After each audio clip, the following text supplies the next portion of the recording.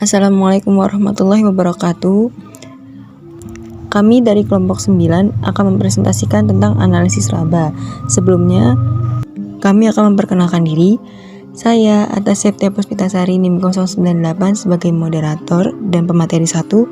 Sementara teman saya Vina Syifaul Rohmah NIM 113 sebagai pemateri kedua.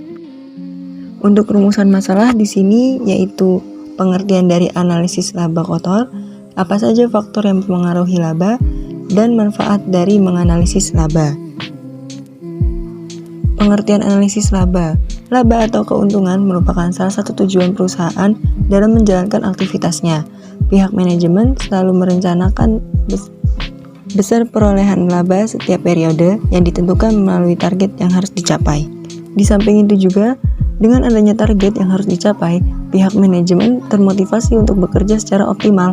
Hal ini penting karena pencapaian target ini merupakan salah satu ukuran keberhasilan perusahaan dalam menjalankan aktivitasnya, sekaligus ukuran kinerja pihak manajemen ke depannya. Laba yang diperoleh perusahaan akan digunakan untuk berbagai kepentingan oleh pemilik dan manajemen. Laba akan digunakan untuk meningkatkan kesejahteraan pemilik dan karyawan atas jasa yang diperolehnya. Laba juga digunakan untuk menambah modal dalam rangka meningkatkan kapasitas produksi atau untuk melakukan perluasan pemasaran ke berbagai wilayah. Dalam praktiknya, laba diperoleh perusahaan terdiri dari dua macam, yaitu laba kotor atau gross profit dan laba bersih atau net profit. Laba kotor artinya laba yang diperoleh sebelum dikurangi biaya-biaya yang menjadi beban perusahaan.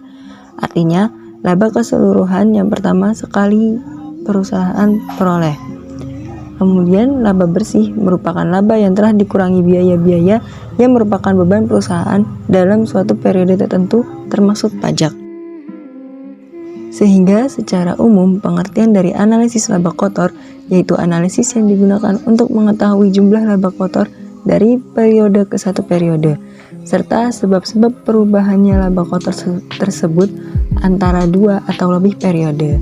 Selanjutnya, dengan diketahui penyebabnya, dapat digunakan untuk memutuskan kebijakan ke depan yang berkaitan dengan laba tersebut.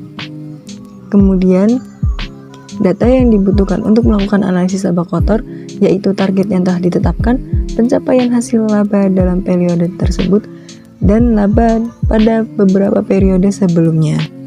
Selanjutnya, faktor-faktor yang mempengaruhi laba kotor, yaitu ada dua, faktor penjualan dan faktor harga pokok penjualan. Faktor penjualan sendiri adalah jumlah omset barang atau jasa yang dijual, baik dalam unit ataupun dalam rupiah. Faktor penjualan dipengaruhi oleh dua faktor, faktor harga jual dan faktor jumlah barang yang dijual. Adapun pengertian harga jual adalah harga persatuan atau unit atau per kilogram atau lainnya produk yang dijual di pasaran. Sementara itu, jumlah barang yang dijual adalah banyaknya kuantitas atau jumlah barang atau volume yang dijual dalam suatu periode.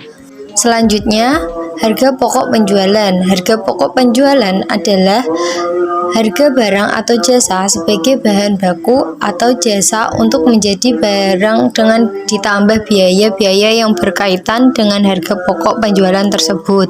Harga pokok penjualan sendiri dipengaruhi oleh dua faktor, yaitu harga pokok rata-rata dan jumlah barang yang dijual.